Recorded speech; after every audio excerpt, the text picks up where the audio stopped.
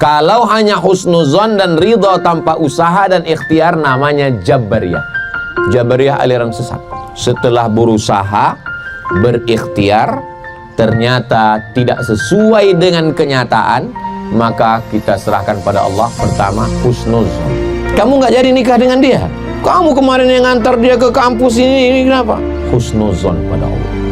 Mungkin Allah sudah menyiapkan gadis yang lebih cantik, yang lebih putih, yang lebih kaya. Mana orangnya? Belum nampak. Yang kedua, ridho, menerima takdir Allah. Itulah tadi kita katakan salat subuh, raditu billahi rabba. Aku ridho ya. Betul Pak Ustadz, betul Pak Ustadz.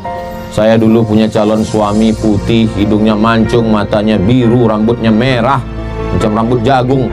Tapi ternyata bukan itu jodoh saya Pak Ustadz. Akhirnya saya terima suami saya ini dan saya ridho. Itulah yang baik menurut Allah. Betul-betul Pak Ustadz. Coba dulu kalau suami saya matanya biru, kulitnya putih, saya pasti cemas, takut diambil orang. Dengan yang ini, nggak apa-apa. Siapa yang mau ngambil, ambil lah. 3 hari nggak pulang saya tenang. Itu pengakuan seorang ibu-ibu yang ridho. Betul nggak Bu? Nah, betul kan ya? Allah ngasih kita itu yang kita minta atau yang terbaik menurut Allah. Makanya banyak orang sekarang berdoanya, apalagi anak-anak muda itu kalau berdoa, ya Allah, kalau dia belum jodohku, jadikan dia jodohku. Kalau dia sudah punya jodoh, matikan jodohnya. Doa apa ini? Terkait dengan utang piutang Pak Ustadz, bagaimana? Padahal selama 3 hari di sini udah lupa utang. Ini diingatkan lagi. Terkait dengan utang piutang, bagaimana dengan hutang negara? Apakah kita sebagai warga negara akan diminta pertanggungjawaban? Kita tidak diminta tanggung jawab, karena kita sudah menyerahkannya kepada pemimpin. Jadi mereka lah yang bertanggung jawab. Nanti waktu di akhirat pasti tanya, dari Indonesia? Iya, utang gimana? Aku udah kuserahkan sama dia. Udah nggak ikut deh. Dari Malaysia? Ya, langsung masuk surga, nggak ada utang. Di Indonesia, kau sini dulu sebentar.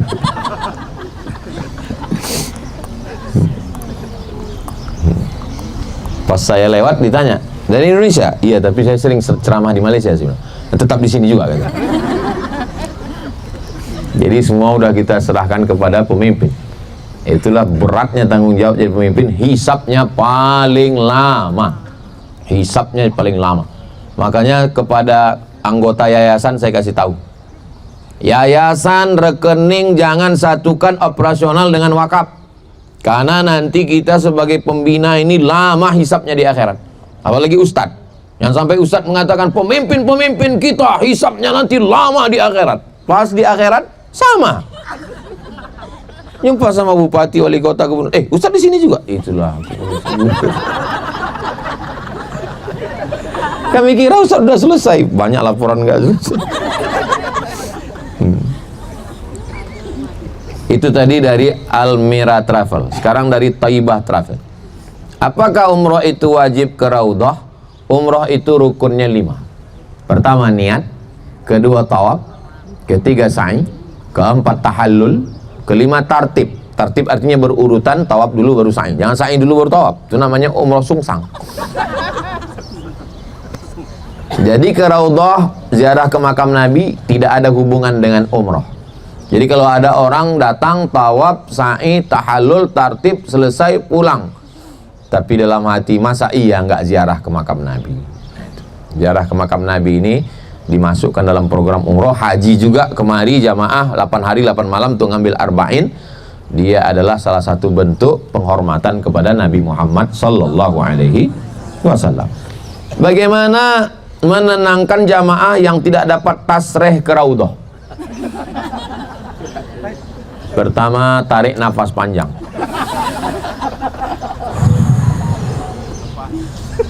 Sudah tertulis di Lauhil Mahfuz, ini adalah takdir.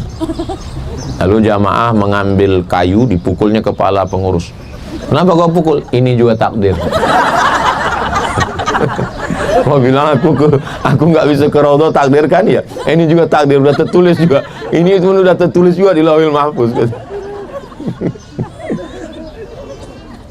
Jadi saya pernah dalam satu keberangkatan sudah diurus nggak bisa ke Raudhah, pernah. Jadi nggak bisa Pak Ustadz, kita dengan segala Ya udah, kita berdoa dari jauh. Assalamualaikum ya Rasulullah, berdoa. Memang berat juga hati kita memang. 3. Ikhlas travel. Mohon beri tips untuk menjaga hati, pikiran, dan lisan supaya senantiasa positif ketika berkunjung ke tanah haram Makkah. Hubungan kita dengan Allah ini dibangun 2. Yang pertama, husnuzon. Ana inda husni zonni abdi bi. Aku bersangka baik kepada Allah. Yang kedua, ridho. Ridho. Bapak Ibu pernah dengar kata ridho? Ridho. Ridho itu bahasa Indonesianya apa ya? Ada yang bilang pasrah, ada yang bilang rela, ada yang bilang pasrah tapi tak rela. Ridho itu begini. Waktu mayat dimandikan, diambil kapas, dikorekkan ke telinganya, mayat itu ngelawan atau enggak? Itulah ridho. Itulah ridho. Kal mayyit baina ghasilihi, seperti mayat di tangan orang yang memandikannya. Itulah ridho. Kalau masih ngelawan belum ridho. Makanya jadi travel yang nggak bisa masuk Raudhah tadi mesti ridho. Jangan ngelawan. Hubungan kita dengan Allah ini 2. Yang pertama, husnuzon. Yang kedua, ridho. Ini Ustaz Somad ini ngajarkan apatis ini. Nanti umat ini nggak akan berbuat setelah usaha dan Kalau hanya husnuzon dan ridho tanpa usaha dan ikhtiar, namanya Jabariyah.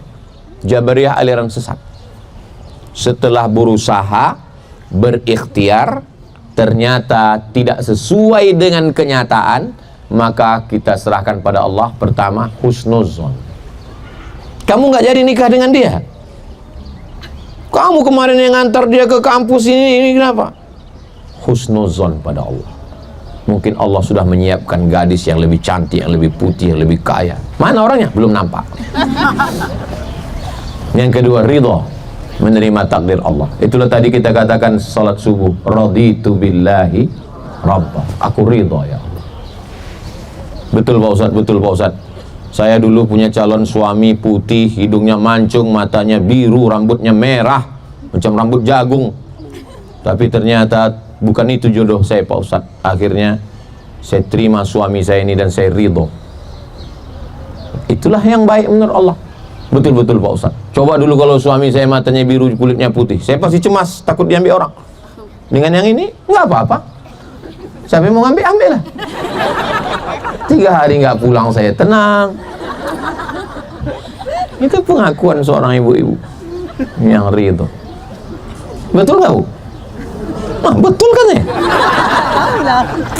Allah ngasih kita itu yang kita minta atau yang terbaik menurut Allah.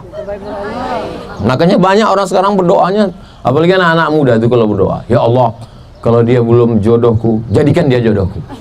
Kalau dia sudah punya jodoh, matikan jodohnya. Doa apa ini?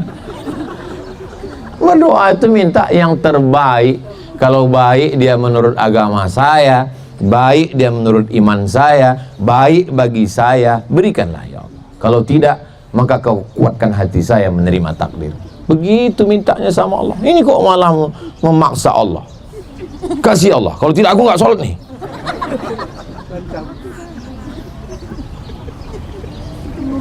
Apa yang menyebabkan Rasulullah bermuka masam? Serta apa hikmahnya? Salah satu riwayat, ketika Nabi sedang menjumpai pembesar-pembesar Quraisy, tiba-tiba datang muazzin yang tinggalnya di belakang Masjid Nabawi, namanya Abdullah bin Ummi Maktum. Lalu kemudian Nabi ya cemberut, kalau dalam hati, kalau dalam bahasa kitanya, ini kan lagi ngadapi tamu banyak. Ini kan bisa tiap hari ya gitu. Abasa wa tawalla an ja'ahul a'ma.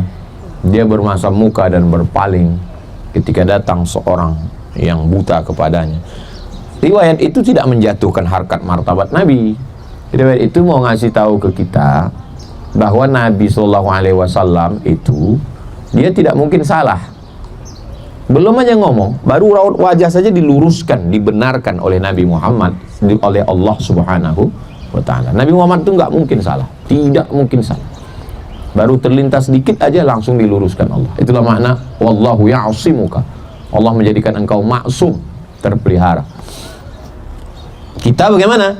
Kita bisa silap, bisa salah. Yang meluruskan kita adalah kawan-kawan. Saya kalau saya salah, ini ustaz-ustaz ini meluruskan saya semua.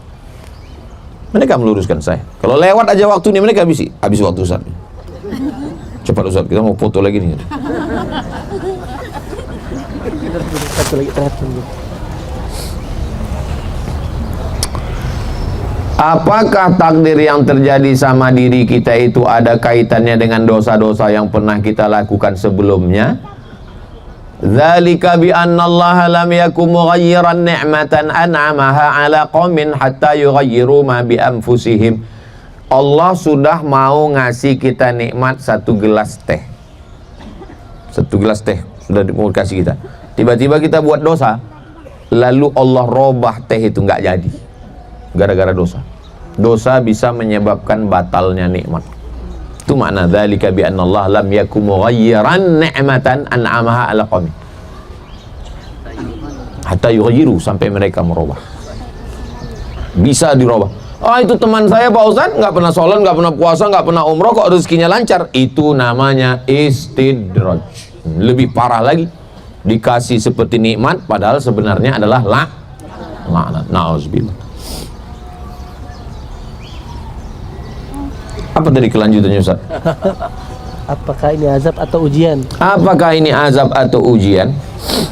Jadi kalau kita sedang mengalami sesuatu yang tidak mengenakkan, ada 3 kemungkinan. 1, Allah mau menghapuskan dosa kita.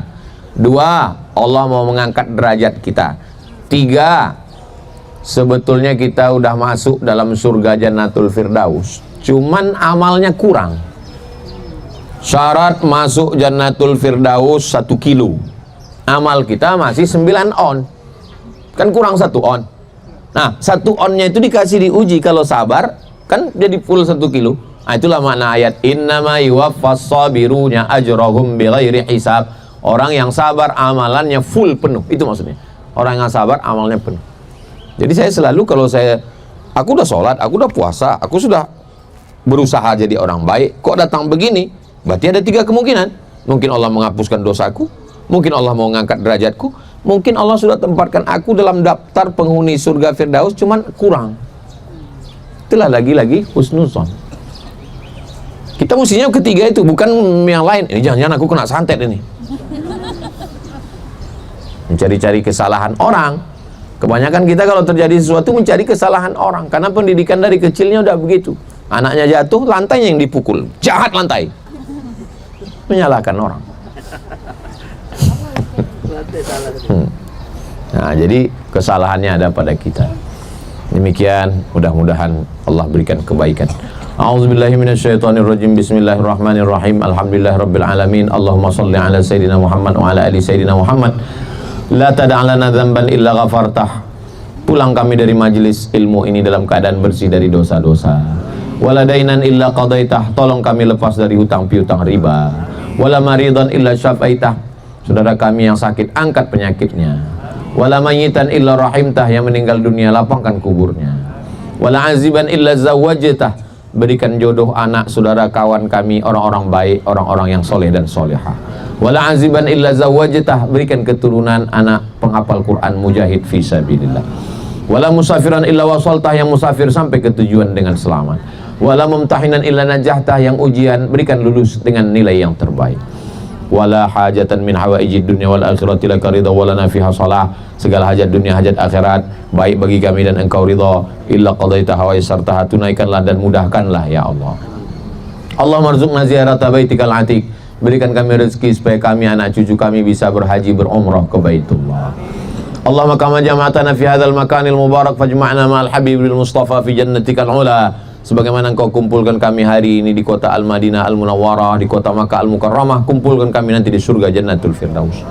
Ma'an nabiyyin, bersama nabi-nabi, wasiddiqin, bersama orang yang benar, wasyuhada, bersama orang mati syahid, wassalihin, bersama orang-orang yang saleh.